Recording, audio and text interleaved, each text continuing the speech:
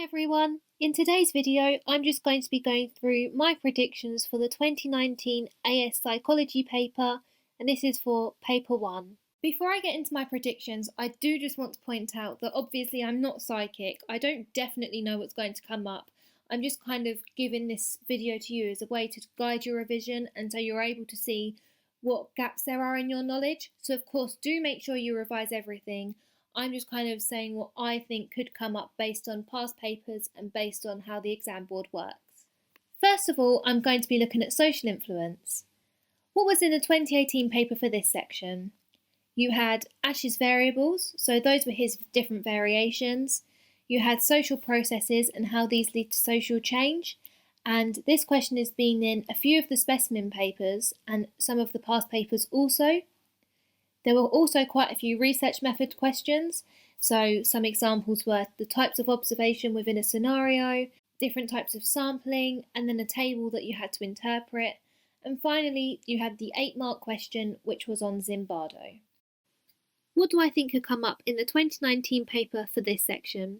You've got legitimacy of authority, so this looks at who we as a society perceive to hold authority to be able to punish us, for example, so such as the police, and within this you've also got the idea of destructive authority. So this looks at those who have authority and use it in a harmful way.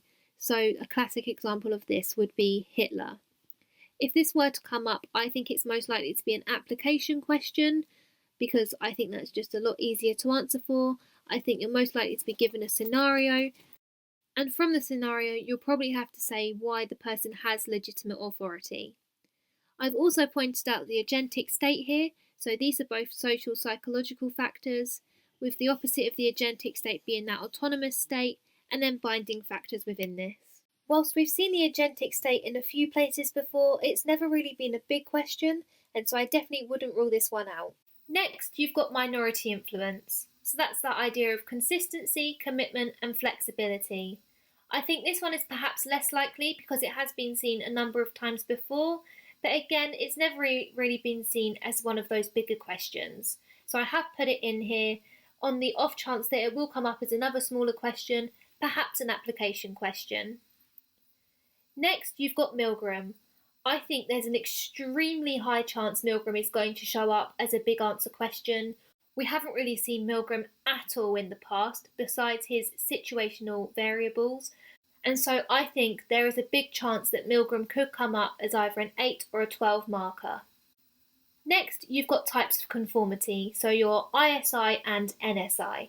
This is the kind of topic that could crop up every year in a small multiple choice question or an AO3 question or even an AO1 question, just because it's very versatile, and of course it does kind of come into many of the other topics, so I do think this one shouldn't be excluded any year and you should always prepare for this one.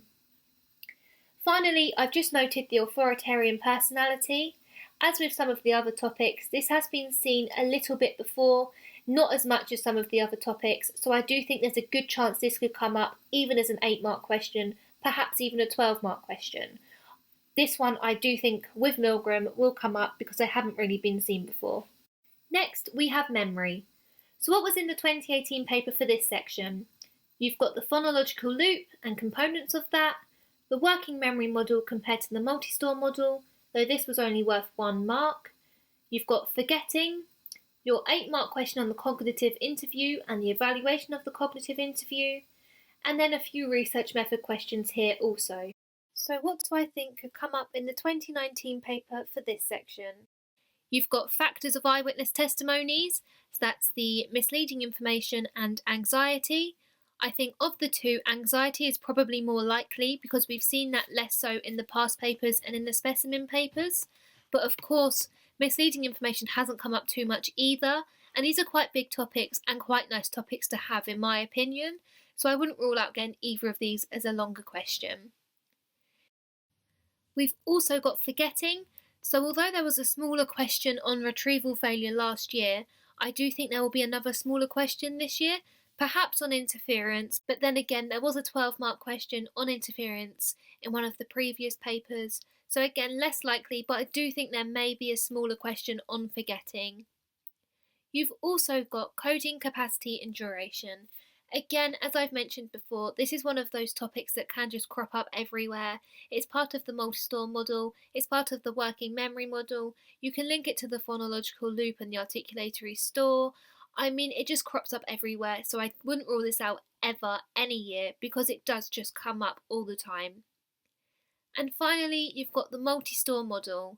We have seen the working memory model and multi-store model in most papers in a small way. The working memory model has come up as a 12-mark question in one of the past papers, whereas the multi-store model hasn't.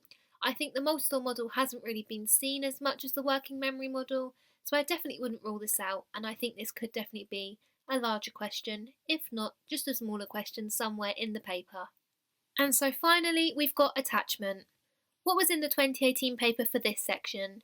You had reciprocity, interactional synchrony, an animal study, attachment types with the strange situation there, and then a 12-mark question on cultural variations. What do I think could come up in the 2019 paper for this section?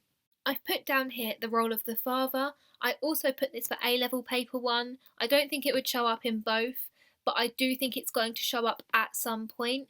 It hasn't come up in any of the past papers before on its own, but I do think it's a really key thing. If you've got the revision guide, which has The Girl with the Green Hair On by Cara Flanagan, you will see it does have its own double page spread, so clearly it's a key thing. I'm not quite sure why it hasn't been shown on its own yet, and I do think it's going to come up at some point. You've also got Bowlby here with his monotropic theory and deprivation. Whilst both of these have come up before, it hasn't been for a while that they've made an appearance, so I do think they could show up. I don't think they'll be a larger question, but I do think they'll show up. I don't think they're as likely as some of the other things on this list though, but it's good to bear in mind. You've also got the Romanian orphan studies, so that by Rutter and Zena. I think this is very likely. We haven't really seen this before. I think there's a strong possibility that this is going to show up somewhere, whether that be a smaller question or a larger question. I would hedge my bets on maybe an 8-marker because I don't think there'll be a 12-mark question in the attachment section, but of course I could be wrong. So you've also got the influence of early attachment on later relationships. Again, we haven't really seen this that much. It's shown up in several areas, with the internal working model being a prime example of what has been asked, but everything else hasn't really been asked. So your love questionnaires and those questionnaires that have been conducted on adults asking about their early relationship with their parents and then their relationships with their children. So I do think that, again, that there's a strong possibility that this will come up. And finally, I've just noted Schafer's stages of attachment. So surprisingly, this one hasn't really been seen in many of the past papers.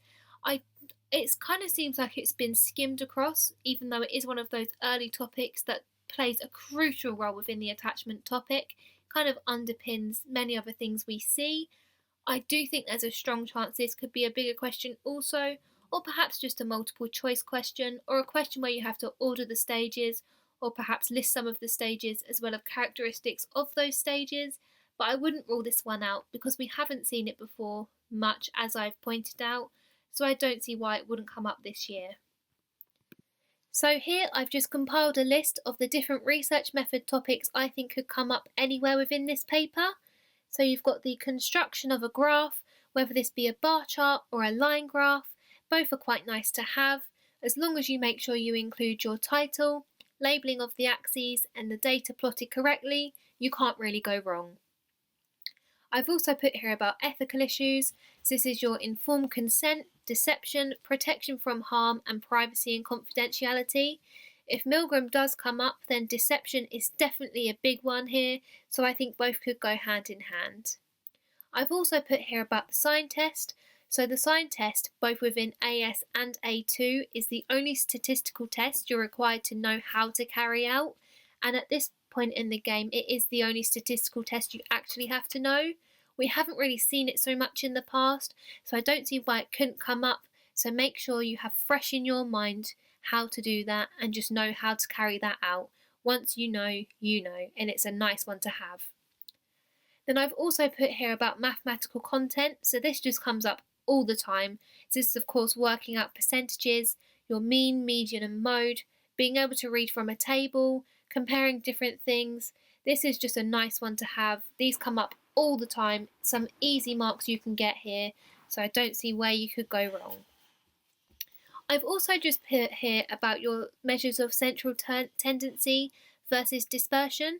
So this is something people do tend to get mixed up, so make sure you're clear on that measures of central tendency are your mean, median and mode, whereas your measures of dispersion are your range and standard deviation.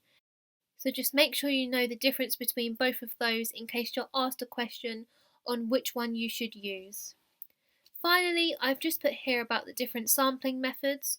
So this is a small section, but it is something that trips people up all the time. So you've got your event sampling and time sampling. So just make sure you're clear on what both of those are and where they may be used within a scenario. With all of that being said, I just want to say a huge good luck to all of you. I'm sure you'll do amazingly well. Of course, make sure you do revise everything, as these are just my predictions, which I think could come up. But yeah, use it as a basis for your revision, and good luck with everything.